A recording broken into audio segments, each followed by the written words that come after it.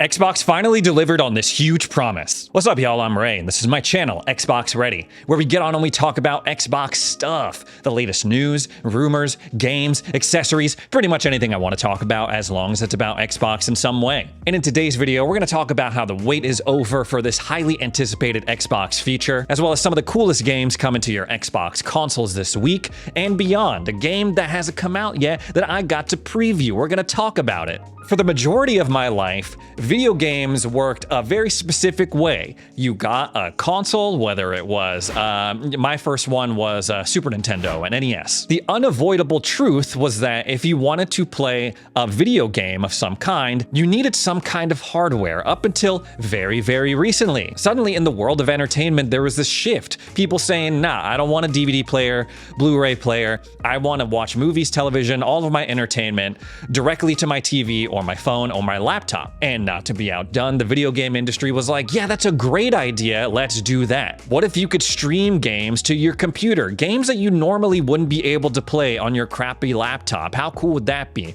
All you need is an internet connection. And while Xbox, I'm pretty sure, was not the first to do this, their own cloud gaming initiative has really gained a lot of steam over the past couple of years, since the start of Gen 9. It started as just a little ember, like, oh yeah, you can stream games, like if you're subscribed to a certain tier of Game Pass, it's a little bonus. But as time has gone on, it's really kind of stepped into the spotlight for Microsoft's gaming ambitions, to the point where they're basing entire marketing campaigns around the promise that you can play Xbox games without a console, whether that's with an Amazon Fire Stick, an LG TV through the app on there, or on your phone or laptop. But for as cool of an idea as cloud gaming is, if you've tried it out for yourself, you know that it's very situational. It's a mixed bag. Your experience is highly dependent on your proximity to Xbox's cloud gaming servers, your internet connection, and in my personal experience, there are times when I have a really awesome, smooth, stable experience, and other times where it is the complete opposite. It is just absolutely unplayable. But still, the overall promise of being able to play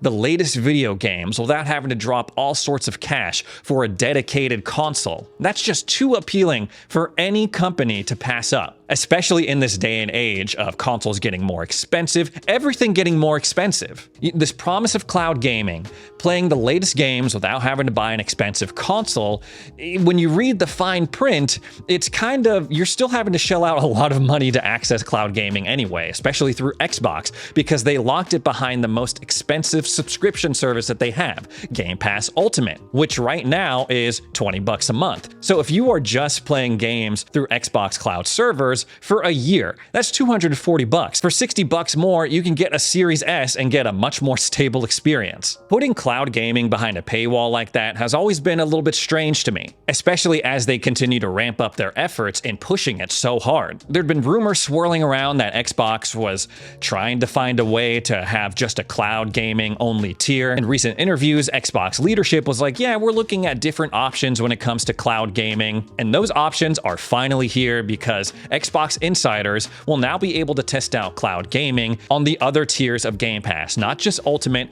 but also Game Pass Standard and Game Pass Core. According to the Xbox Wire, they're saying Xbox insiders are invited to try out new updates in Xbox Game Pass that make it easier to stream and play across devices. As part of this insider experience, Xbox Game Pass Core and Standard subscribers will be able to stream cloud playable games included with their subscription or select playable games that they own. This even means that you can stream PC games as well. They say as part of testing, Xbox insiders subscribed to Game Pass Core or Standard will for the first time gain access to PC versions of select titles, giving you even more flexibility and the choice to play on a PC or Windows gaming handheld. This is a move that just makes sense. I don't understand why it took them so long to do this, especially including it in Game Pass Core, the cheapest version, what was formerly known as Xbox Live Gold. While the core library is obviously not as big as Standard or Ultimate, having cloud gaming at that tier is going to be a lot cooler as they expand the Stream Games You Own program. There's no mention in the Xbox Wire post or any of the other articles covering this if this feature is going to be available through just PC Game Pass, which is a little strange because we know that cloud gaming is supported through the Xbox PC app if you have Game Pass Ultimate. That seems like a strange omission. If the cheapest tier Game Pass Core is going to get it,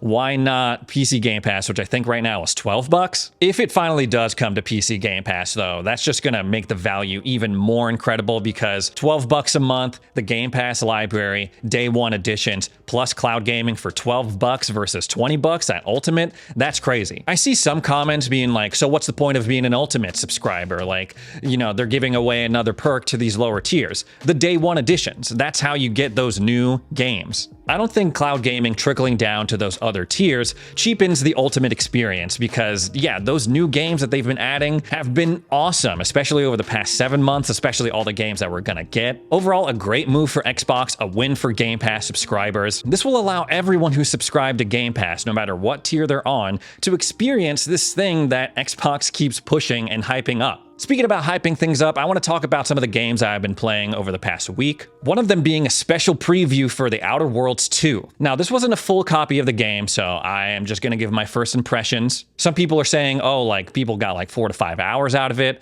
I got a little less. I went from like the intro up until the title screen. Given Obsidian's pedigree, this is one of Xbox's most anticipated first-party releases of 2025. It got a whole direct spot after that June showcase. There was some controversy for a time because, well, it was going to be priced at $80 and then it came back down, which I'm ultimately glad they did that because I think this game is shaping up to be a lot of fun and they don't need any of that extra negative buzz surrounding the launch of this. So as someone who has played the first Outer Worlds and Avowed, the first thing that was evident to me right off the bat was, oh damn, they got a budget now. They got money to spend. The cutscenes are way, way above anything that you would see in either Avowed or that first Outer Worlds especially.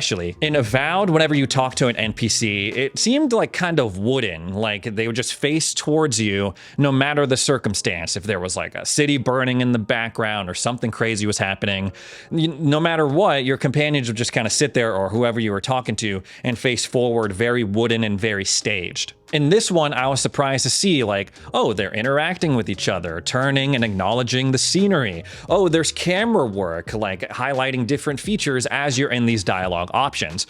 Cool. Made it a lot more dynamic, a lot more interesting. And already just in my short time playing the intro of this, I can see the potential for replays because the way that they set skills up, they're like, okay, you have this trait that makes you good at something, gives you a little flavor for your character. You can take another trait, but then you'd have to take like a background flaw. Or you could take the one trait and then go and pick your specialized skills. Ultimately, I decided to take the one background trait and just go and pick my skills like normal. But already foregoing the skills for 2 background traits and a flaw, from an RPG standpoint, that's really interesting to me. And I can see how that can open up a lot of possibilities for roleplay and dialogue and just affecting how you move through the story. I picked the gambling background, I did speech, leadership, and already I was running into things like, oh, I need to open this door, but I'm not a lock picker.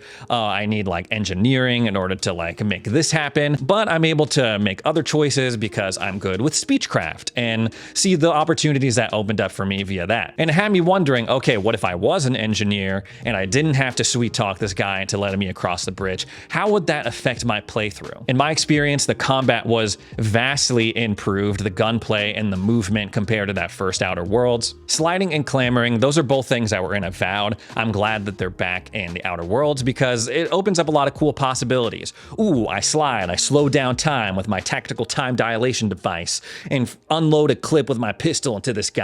I'm feeling like Han Solo or that one guy in that Star Wars show that did like the unnecessary spin.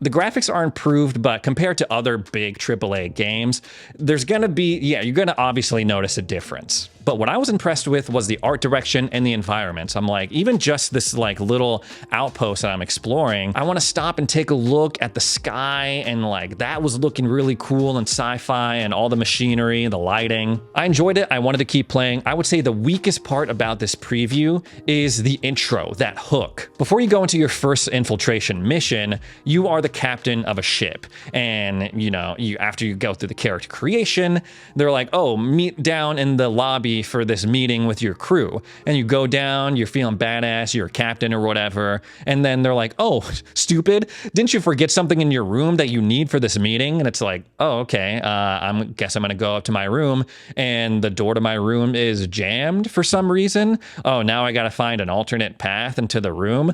That whole intro stuff it just seemed weak and boring. And like any bit of entertainment content, you need a strong intro and a good hook. I think they would be better off just abbreviating that whole situation after the character creation and boom, get you right into the mission, because that was the exciting part. It kind of killed the flow of what was otherwise a pretty exciting and fun preview. But while we're waiting on The Outer Worlds 2, we got a lot of other games to look forward to. Gears of War Reloaded is out. We talked about that in a previous video. It's a shame. I'm seeing that a lot of people are complaining about the Steam version of this game. People are like, yeah, there's some game-breaking bugs. There's no split-screen co-op. That's crazy. All I can say is that on my Series X, it was pretty fun. But of course, on the same day that Gears Reloaded came out, Helldivers 2 finally came to Xbox. And not only that, they're doing an ODST crossover. They have a special war bond that lets you unlock Helljumper armor. And honestly, it's kind of this cool moment where it's like, okay, Gears is coming to PlayStation. And for a lot of us Xbox fans, we already played through Gears multiple times, so we're gonna try out Helldivers 2 and then maybe jump into Gears Reloaded. This rare moment where the console wars just stood still. It was really cool to see. I got to jump into Helldivers 2 with some friends of the channel, and we had a really good time. Once you get going on what stratagems you like, what kind of builds you like, Helldivers 2 is a really satisfying gameplay loop. You go down to these planets,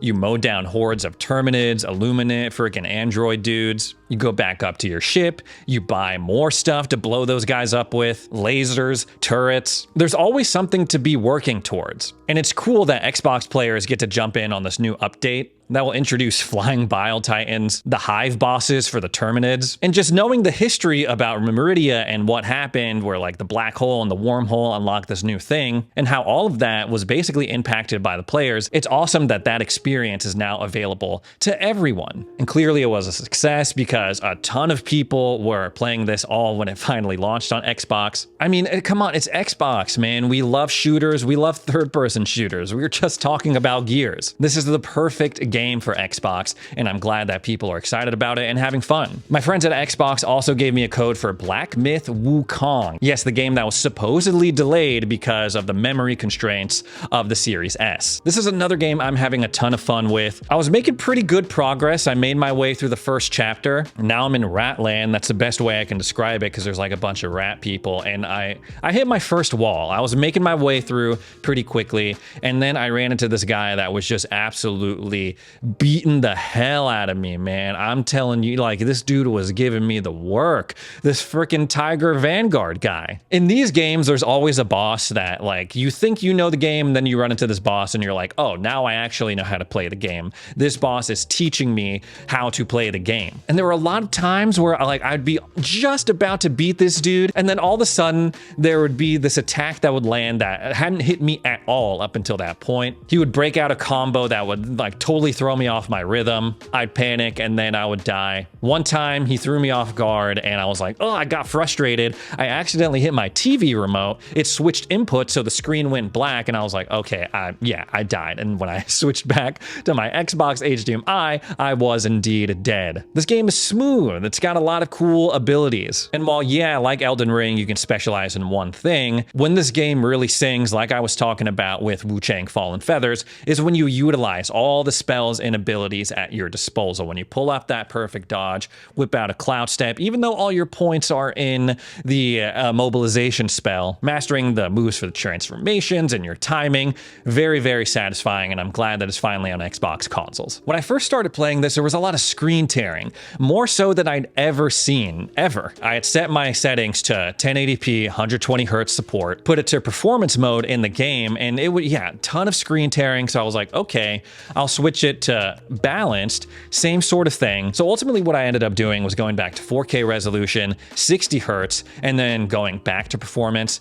That did a little bit better, and made the game and image sharper visually, but there were still moments where these lines would go across my screen, even though I have VRR support. But luckily, as the game has gone on, it's evened out a little bit. I still experience a couple of blips, but overall nothing too crazy. There are times when I'm like, I swear I pressed the button to chug my gourd and heal, but it's not doing it. What's going on? Like, it's the inputs are delayed somehow? I don't know. People are gonna say it's a skill issue, but that's just sometimes how I feel. Anyways, guys, that's all the Xbox stuff I have to talk about today. Thanks so much for joining me for another edition of Xbox Ready. If you made it this far into the video, consider subscribing. Thanks again for watching, and we'll see you in the next video.